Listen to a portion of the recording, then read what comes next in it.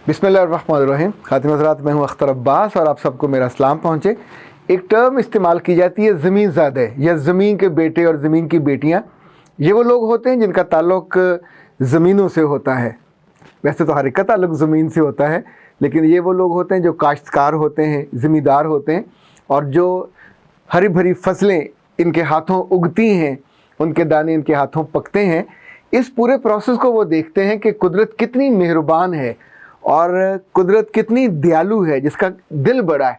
तो आम तौर पे जो पहले ज़माने में ज़मीनों पे बसने वाले लोग होते थे, उनके दिल बड़े होते थे।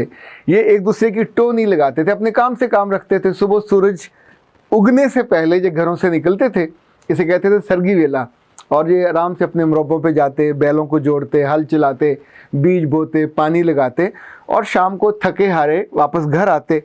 इस बीच में उनकी बीवियाँ, उनकी बेटियाँ, उनकी माएँ सरों पे खाना रख के लेके जाती। दरमियान में कहीं को पर्या पंचायत होती, वहाँ बैठते, कोई शादी ब्याह होते, वहाँ लोगों के अपने अजीज़ों के साथ बैठते। बहुत कम, कोई रेयर होता होगा, कोई स्कैंडल बनता होगा, या मुमकिन है तब भी औरतें आपस में बैठे कुछ ना कुछ बातें तो करती होंगी, लेकिन मियाँ की टो नहीं लगाती थी। ये जो टो लगाने का मर्ज़ पैदा हुआ, इससे ख़ानदान छोटे हो गए। क्योंकि जब टो नहीं लगाते थे तो मर्द के साथ आप आसूदा होते थे और आजुर्दा नहीं होते थे, दुखी नहीं होते थे, तो औलाद पैदा होती रहती थी। औलाद की जो क्वांटिटी थी वो बढ़ती रहती थी, क्वालिटी का कोई इशू नहीं था। पर अब तो ये है कि जिस लड़की ने भी थोड़ी सी जमातें चार पढ़ ली हैं, वो अपने आप को हीर, रानी और हर चीज़ सस्ती पुन्नू समझती है और वो सोचती है कि मेरा मियाँ सिर्फ मेरा है, वो किसी और की तरफ देखे क्यों। और अगर वो टो लगाने पे आ गई तो फिर अपनी ज़िंदगी बर्बाद करती है।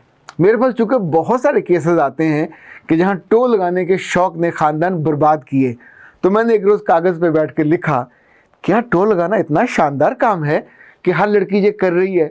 तो फिर मैंने उसके फ़ायदे लिखे। लाइक, आप फ़ायदों पे अगर इन्वर्टेड कॉमास कर लें तो आप नुकसान पढ़ लीजिए, लेकिन मैं उससे फ़ायदे ही कहूँगा। कुछ चूँकि जब आप कर रहे हैं तो इसका मतलब है आपको फ़ायदा फ़ील हो रहा है, उसका वज़न आप दे रहे हैं। सबसे बड़ा फ़ायदा ऐसी तमाम अपने मियों की टो लगाने वाली औरतों को ये होता है कि उनका दिल बुझ जाता है, उसमें से खुशी रुखसत हो जाती है और एक मायूसी और एक पजमुर्दगी तारी हो जाती है। फिर आपका रोने को दिल करता है, फिर आपका हमदर्दी लेने को दिल करता है। दीवारों के साथ टेक लगा लगा के झाड़ू देते हुए भी रोती हैं, काम करते हुए भी रोती हैं और आहें भरती हैं और आहें जाके मियाँ को पड़ती हैं। ये जो टो लगाने का मर्ज़ अगर कमज़ोर होता या ना होता तो ये जो मामूल की ज़िंदगी आपकी इतनी दुखी ना होती। दूसरा, टो लगाने का सबसे बड़ा फ़ायदा ये होता है कि आप अपने ख़ानदान को उसकी तफसील बता के सबके लिए एक फ़न टाइम पैदा कर देते हैं। आपकी मौजूदगी में, आपकी गैर मौजूदगी में, they love to tease your husband. उसको डिसरिस्पेक्ट करना, उसको बेइज्जत करना, उसको टॉन्ट करना, उसके बारे में वो जुमले कहे जाते हैं कि जिसके बारे में आपने सोचा भी नहीं होता। आप सोचिए कि वो ना वैसा हो और आपने एक उसकी शक्ल बना दी तो सबको, हम सारे ही बुरी बात पे बिलीव करने को फ़ौरन तैयार होते हैं। जो तीसरा बड़ा फ़ायदा होता है कि आप उसकी औलाद को अपने बाप से, उसकी मोहब्बत से, उसके रोल से, उसके आइडियलिज़म से बिल्कुल महरूम कर देते हैं। जिनका बाप आइडियल ना रहे, जिनका बाप उनका रोल मॉडल ना रहे, तो क्या मोहल्ले के कसाई को, नाई को वजह के रोल मॉडल बनाएंगे? किसको बनाएंगे? इनफैक्ट कि घटिया से घटिया जो भी उनको मिलेगा उसके साथ बैठेंगे, गप मारेंगे, क्योंकि आपने उनके दिल में डाल दिया कि तुम्हारा बाप तो बहुत घटिया है। वो टेलीफोन करता है, वो मैसेज सुनता है, वो लड़कियों से बातें करता है, वो ये करता है। इशू इतना सा हुआ होगा, चले इतना सा मान लिया, इतना सा हुआ, पर फिर भी आपकी ज़िंदगी से बड़ा तो नहीं था, आपके रिश्तों से बड़ा तो नहीं था। रिश्ता या होता है या नहीं होता, बीच में जहर होती है।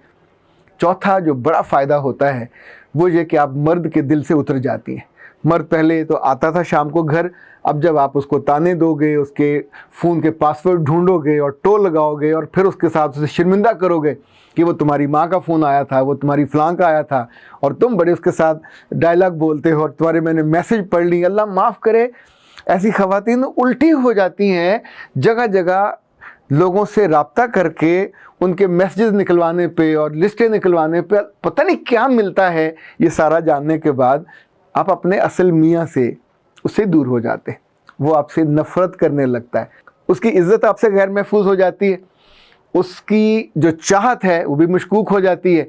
उसके बाद आप सोचो कि वो आपको देख के मुस्कुराएगा, आप सोचो कि आपके बच्चों को देखकर उसको अच्छा लगेगा, उसको तो घर आना जहर लगेगा। जिस दरो दीवार में हमारे लिए इंतज़ार ना हो और जिन आंखों में हमारे लिए चाहत ना हो, हम वहाँ कभी नहीं जाते। और उसके बाद जो अगला बड़ा फ़ायदा होता है या नुकसान होता है वो ये कि मर्द अपनी इज्जत या टेरिटरी बचाने के लिए आपसे दूर हो जाता है।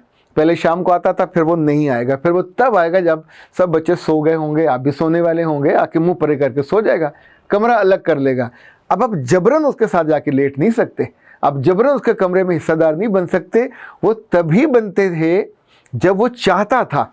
अब आपने उसके लिए डिसग्रेस करने के सारे मौके फराहम कर दिए। क्यों किए? उस टो लगाने से। ना तो आप पुलिस ऑफिसर थे, ना तफ्तीशी थे, ना जज थे, कुछ भी नहीं थे। आपका रोल ना उसकी माँ का था, ना उसके बाप का था, आप उसकी बीवी थे, स्पाउस थे। सोलमेट नहीं बने, आपने अपने लिए एक जासूसा का रोल ढूंढा और अपनी नॉर्मल अच्छी खासी खानगी ज़िंदगी को बर्बाद कर लिया। सियाने कहते हैं बहुत जगह बेइल्मी या कम इल्मी ये बरकत होती है। वैसे तो वो नादान लोगों के लिए कहा जाता है, पर घर के इन मामलात में जहां आपको मर्द के शब रूज़ के बारे में, अभी आप फ़ौरन डंडा लेके मेरे गिर्द ना हो जाइए कि सर आप मर्दों की सपोर्ट कर रहे हो। मर्द आपसे रूठ कर किसी और जगह मुंह लगा लेगा, दिल लगा लेगा, बर्बाद आप हो जाओगे। आपके बच्चे, आपका घर, आपकी ज़िंदगी, आप इस रास्ते को बंद करके फिर कहाँ जाओगे? एक नया तजर्बा करोगे।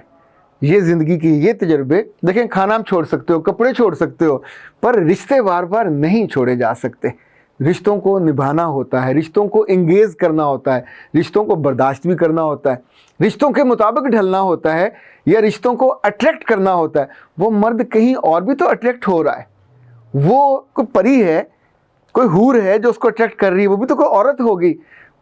उसकी ज़ुबान होगी, उसका लम्स होगा, उसके नाजो अंदाज होंगे।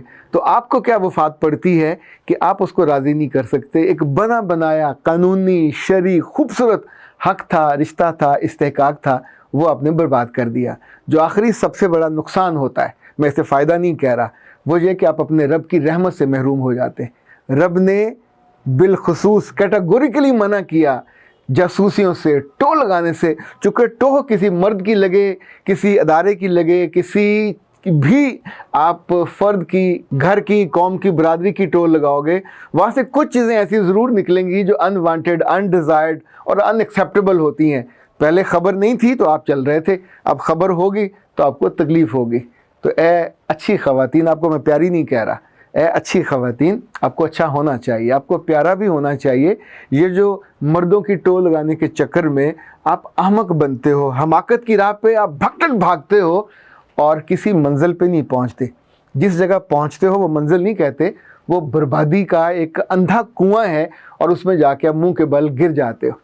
अपने मियों को, उनकी गलतियों को या उनके कुछ ऐसी चीज़ों को दरगुजर करना सीखो ताकि आपके घर बचे रहें। इतना रश हो गया है बेघर औरतों का और बेदर औरतों का, जिन्होंने अपने घर तोड़े ज़रा सी बात पे, फिर अपने बच्चे लेके वो कभी भाई के दर पे, कभी किसी बहन के दर पे, कभी दर बदर, कभी इसके दर, कभी उसके दर, और वहाँ आप बेवकूफ़ होते हो। वहाँ तो आपका अपना घर था, अपना दर था, अपनी छत थी, अपना मियाँ था, कम कमज़ोर था, ख़राब था, वो तो आप जानते थे, और बाकी तो आपकी सब इज़्ज़त, एहतराम और रिगार्ड करते थे। आपको वज़न होता है आपके सर के साईं की वजह से। सर का साईं माजूर हो, कमज़ोर हो, कमतर हो, आला हो, वो हमेशा सर का साईं होता है। सर का साईं माना करो, इसमें आपका फ़ायदा है। अख्तर अब्बास को इजाज़त दीजिए। अस्सलाम वालेकुम।